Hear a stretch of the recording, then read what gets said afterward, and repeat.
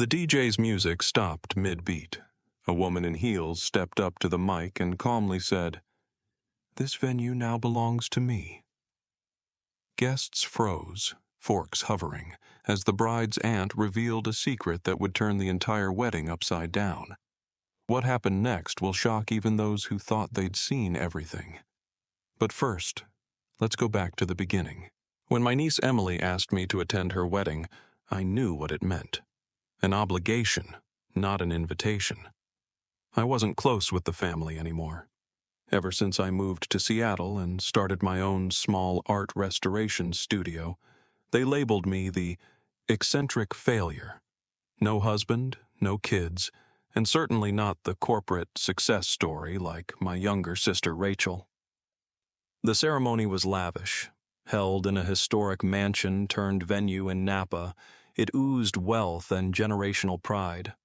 Crystal chandeliers, hand-calligraphed menus, and every conversation drenched in backhanded compliments. At the reception, they sat me, the bride's aunt, at a table tucked behind the kitchen doors. I wasn't even on the printed seating chart.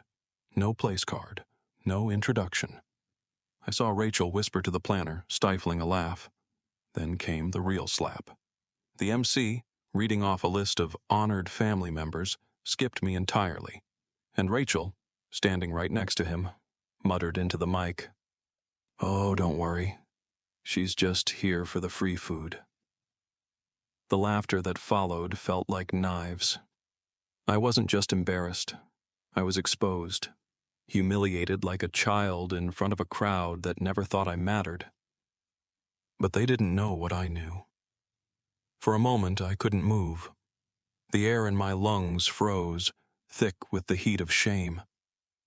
Every eye that flicked my way seemed to say, "She doesn't belong here."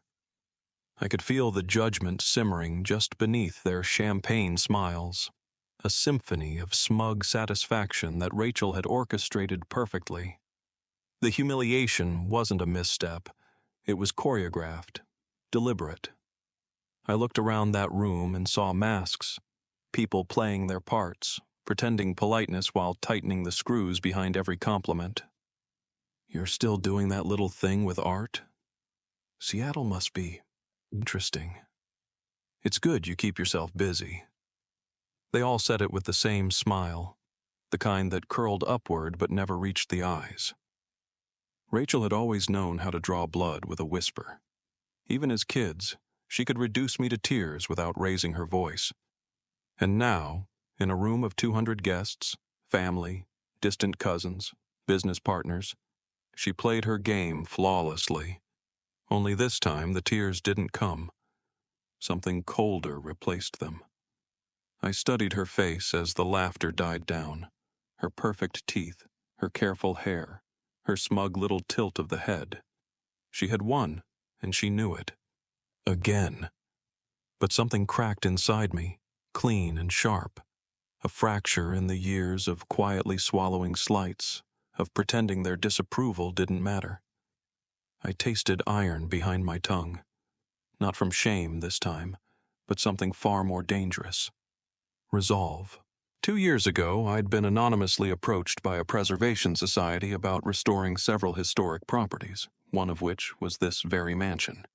Turns out, the owner had deep debts and was desperate to sell, but I wasn't just contracted to restore the place.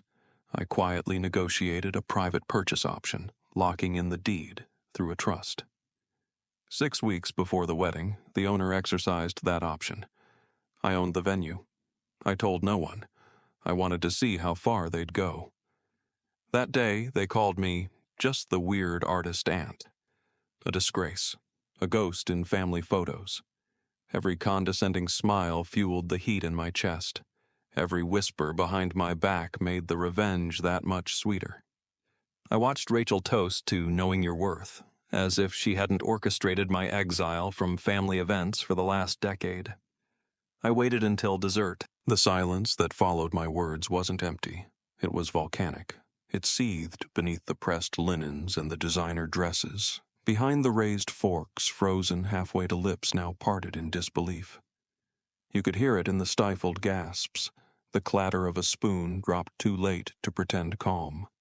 The DJ stood like a statue behind his booth, his headphones dangling from one hand, mouth open. Somewhere in the far corner, someone let out a sharp, involuntary laugh, the kind born from panic rather than humor. I stayed still, unblinking. I wanted them to stew in the moment. I wanted the weight of my words to settle like dust across the white tablecloths. The same tablecloths Rachel had so painstakingly chosen during her 6-month planning spree, thinking every detail was hers to command, thinking she still had power over the narrative. Now she couldn't even control her face. Rachel's expression collapsed in on itself. First confusion, then disbelief, then a flicker of dread behind the gloss of her mascara-heavy lashes. Her lips parted, but no sound came. Her groom leaned toward her, whispering something, but she didn't answer. She couldn't. The blood had drained from her face so fast it looked like the lighting had shifted. Emily, the bride, my niece, sat stiffly at the head table, fork poised just over her dessert. Her eyes darted between me and her mother. I almost felt pity. Almost. Behind her, I saw my cousin's husband already pulling out his phone, probably Googling property records. The room had become a hive of hushed murmurs, frantic glances, and fragile egos shattering behind sequined gowns. I cleared my throat, reclaiming their attention. "I know," I said, slower now, more deliberate. "You thought I was still that same woman, the one you laughed at behind closed doors. The one who was too odd, too unmarried, too unimportant to count. But you mistook silence for weakness, and indifference for inability." A woman near the front visibly winced. Someone else muttered, "Oh my God," barely above a whisper. "I gave you the benefit of the doubt," I continued. "One final time. I let the celebration unfold. I waited to see if maybe, just maybe, the cruelty had dulled with time." My eyes scanned the room. No one dared meet them now, except Rachel, whose stare had turned rigid with rage and something far more potent, fear. "But you proved me right," I said, voice ice-edged and unshakable. "And now, you're no longer in control." I stepped back from the mic. The event manager nodded, already signaling the staff. A sommelier froze mid-pour, uncertain. A mother clutched her child's shoulder as if that might anchor her in this unraveling reality. The reckoning had begun, and for once they had no idea what was coming next. The courtyard emptied like a theater after the final act, confused murmurs trailing off into the dark, heels clicking faster than usual, programs stuffed into clutches and tuxedo pockets. Dessert sat melting, untouched, champagne flutes abandoned mid-toast. The air was thick with the bitter residue of spectacle and shame. Rachel stood alone now. The crowd that had orbited her all evening, laughing at her jokes, validating her sneers, had dispersed into silence and shadows.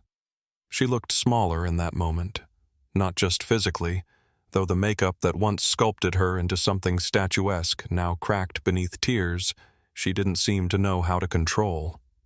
Her posture was brittle, like a chandelier with too many broken crystals, still technically upright, but ruined in every way that mattered. She stepped toward me with trembling hands. Mascara streaked down her cheekbones like war paint left too long in the rain. Her voice cracked. "Claire, I didn't think you'd take it so seriously.